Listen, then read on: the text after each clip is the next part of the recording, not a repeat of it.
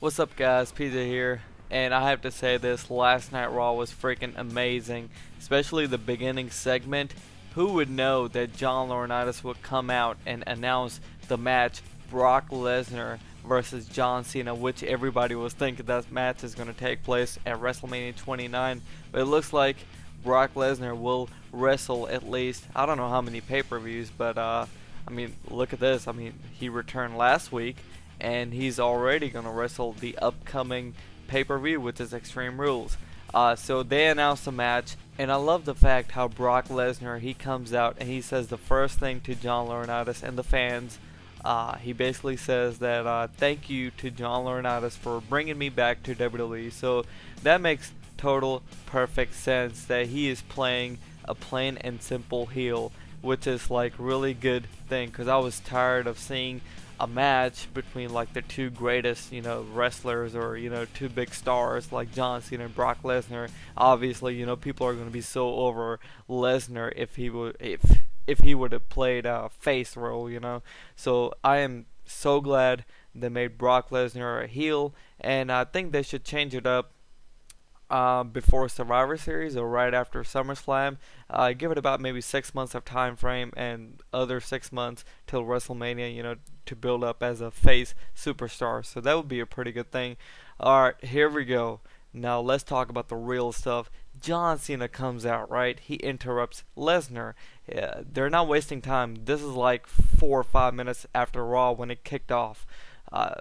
Crowd is hot, or I mean, it wasn't that hot, but they were like ready to see something was gonna happen, with Lesnar and John Cena.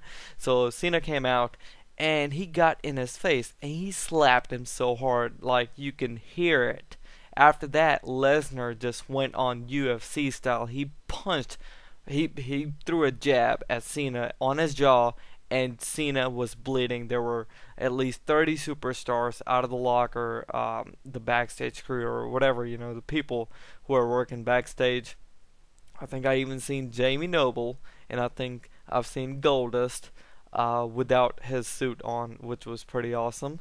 But anyways, they were out. There were like 15 of them holding Lesnar back, 15 holding John Cena back, and back and forth, back and forth. They try to jump on each other. It was a pretty awesome segment. Crowd was hot, and they were chanting, "Let them fight, let them fight," and that was the only part of Raw which was electrifying. And I totally loved that segment. You know why? Because the only last time I remember that segment that took place, something like that, like a brawl, was The Undertaker and Batista. I'm sure a lot of people don't even remember that because it wasn't that really that good.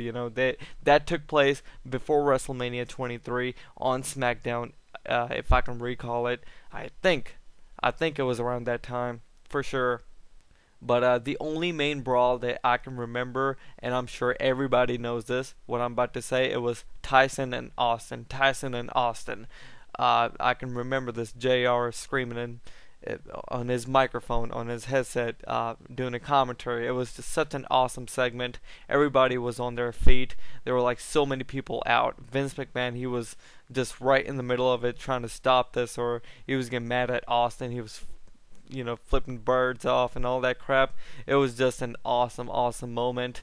That's the only main brawl that I'm sure you guys are agreeing with this. The only main brawl that everybody can remember. And I'm sure I'll remember this brawl because Brock Lesnar, he comes back, and you don't get to see this crap, especially blood. Who bleeds in PG era? The only time I've seen blood recently was Triple H bleeding on his forehead at Hell in a Cell at WrestleMania. That, and I've seen some really awesome bruises on Taker, which I'm sure you guys have seen it too. Those bruises are real. I am not lying to you. Those bruises are really real. So that was pretty awesome as well. And what is going on with WWE? They're doing an awesome job. I have to kudos to WWE right now, because I've never seen anything like this. Like, they don't even give a damn. They're like, let's give them a pay-per-view, and you know what? Let's do Brock Lesnar versus Cena. I have a feeling it might be Brock Lesnar versus Taker at WrestleMania, because who else could face Taker at WrestleMania, since Brock Lesnar has signed 1-year deal with WWE.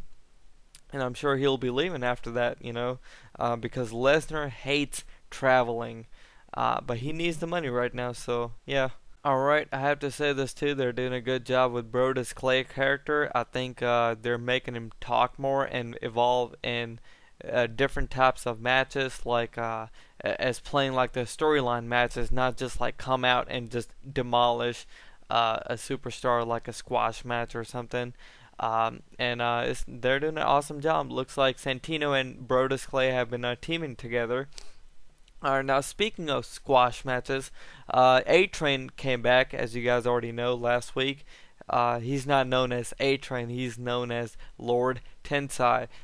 He looks pretty awesome. He does all kinds of awesome maneuvers. Dude is in perfect shape of his life. I can't imagine. I mean, like before, like 10 years ago when we saw him or something like that, he was still doing an awesome job in WWE. Like he was still fast, and to this day he still is. He went to Japan. I think he wrestled or something over there, and I mean, look at this dude. He is still awesome. I am so looking forward to see what he's gonna do upcoming weeks of Raw. Another awesome storyline that they're working on right now is Chris Jericho versus CM Punk for the WWE Championship match at Extreme Rules. They're milking the storyline. I thought they're doing a really, really good job. They're finally milking the storyline more and more. They want this match to be really good with the promo itself. Finally, I think I have not seen a WWE Championship match with a really good storyline. Except, the whole, what's his name, John Cena getting fired and / CM Punk leaving the WWE with the WWE Championship. That was a kind of really weird situation right there. They were trying to throw the fans off. But anyways, this is a really, really good storyline, I think, in my own opinion. Chris Jericho, he plays a really good heel, as you guys already know that, and they're making Jericho do so many awesome things right now that he makes such a good heel, as you guys already know that. He's really good on a microphone, same thing for CM Punk. He's a great wrestler, same thing for CM Punk. So both of these, when you combine them in a match, they have to have a really good promo, which is why WWE is giving us such an awesome opportunity to watch these two great wrestlers play a really good storyline. They're trying to make it look personal, but I think it kind of fails. What I really thought they should have done is bring CM Punk's dad or something into this picture and kind of attack him. Now that my friend will make a really, really personal. I want to see like CM Punk's emotion rage. We are already looking at CM Punk emotions rage every single week. Mark Henry, he's having a match with Punk. Last week they had a match, and he got ring count out, so he didn't win the match. He didn't win the title. This week they had CM Punk doing a disqualification, so CM Punk lost the match by disqualification, and he's still the champion. Now next week they're having no DQ, no ring count out, or nothing like that. And I really think CM Punk is going to win the match. Obviously, it makes sense because the title match is set for Jericho and Punk at Extreme Rules. And I can't wait to see what's going to happen. Oh, by the way, I didn't mention this. This week again, he came out, was named Jericho. After the match was over with Mark Henry and Punk, Jericho spilled all the beer all over Punk's face. I kind of like the way how they had a physical thing about right after the match was over. It kind of looked like that the Punk was gonna do something with Chris Jericho, but then again he hit a code breaker on CM Punk, and CM Punk was down and out. And I really think that Punk is gonna have an upper hand next week somehow. We need to see that because we always see Punk emotional every single week since like before even WrestleMania was going on. Or it's been going on for like 3 or 4 weeks now, I think. Let's see what happens next. Now backstage, John Cena said, John Laurinaitis, you are trying to end my career or something. That's not going to happen. You can bring anybody out and I'll beat their ass or something like that. It was an awesome segment backstage. So the main event of the night was David Otunga versus John Cena. And obviously, you could tell what was going to happen. So John Cena versus David Otunga took place, and John Laurinaitis was sitting ringside, sending text messages. They kind of pointed to the fact that who is he sending text messages to? John Cena won the match clearly, fair and square. After the match, Brock Lesnar came out, and he didn't come out. He attacked Cena from behind. He gave him a low blow and hit an F5, and that was the end of it. I already knew it. I think most of the people even predicted it. That was pretty normal, typical physical promo. Everybody can expect that. Brock Lesnar coming out hitting a F5 to John Cena for the final predicament. And that was the end of Raw. I thought Raw was pretty decent, and I loved it. I have no comments whatsoever for Three Stooges. All I have to say is this.